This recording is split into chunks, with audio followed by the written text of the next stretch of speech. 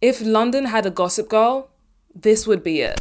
Long ago, when European royals grew bored with palace balls, they took a page from the peons and added some pageantry. Couture and canapé are just another Saturday night, until you add a mask.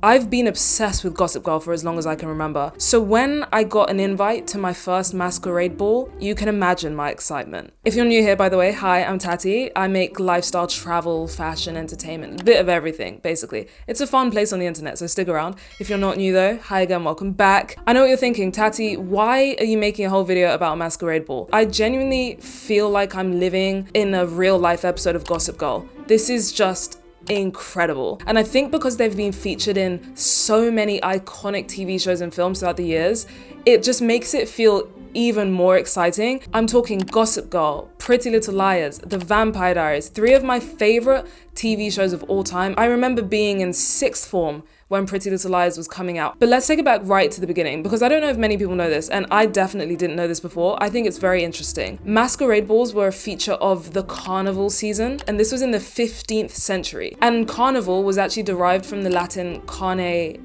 veil, I believe, and that means farewell to meat. Typically happened before Lent. So yeah, Christians would have masquerade balls to indulge in all of these temptations, different foods, different wines, before they would give everything up for Lent. And they involved these elaborate royal entries. They would be to celebrate marriages and other really high status events. One of the first ever masquerade balls was in 1393, and it was Charles VI of France, and it was to celebrate a really high profile marriage at the time. And the reason for the mask is because masquerade balls were seen as nights of doing bad things. Like you're not being a proper civilian as such. So the mask conceals your identity, and you can just be free and you can do whatever you want because no one really knows who you are. And how they came to England was by a Swiss man called John.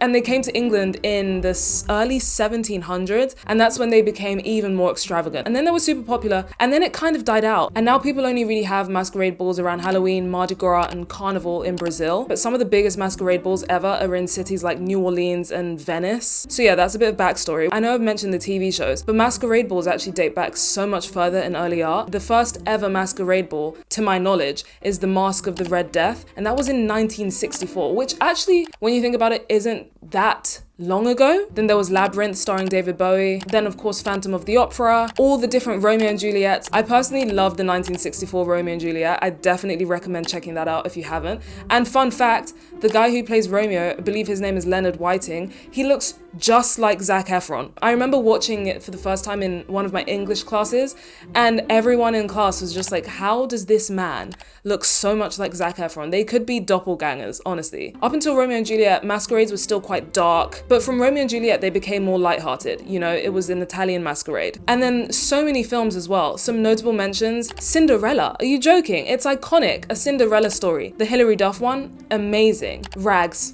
on Nickelodeon. What an amazing film. There's Princess and the Frog. Whether you've realized it or not, masquerades have been such a key feature in so many films as we've grown up. So yeah, Gossip Girl was definitely what I clung on to. Jenny and Serena swapping masks and Nate kissing Jenny and telling her that she loves her, thinking it was Serena. Like, so much happened.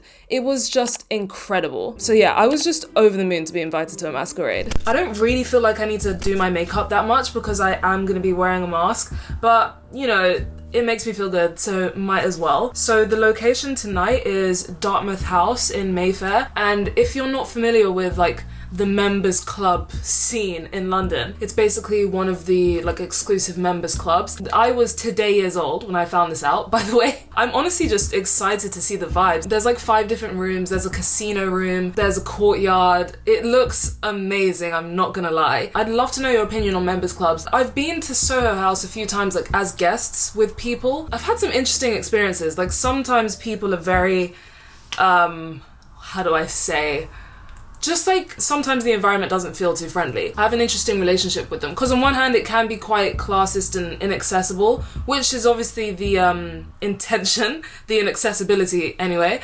But then on the other hand, it's like in order to progress in certain industries, you almost need to be a part of those sorts of things in some twisted way. I don't know. I definitely get them from like a networking perspective and stuff like that, but just food for thought. Love to know what you guys think. Doing my eyebrows, but you're not gonna be able to see them behind the mask, but oh well.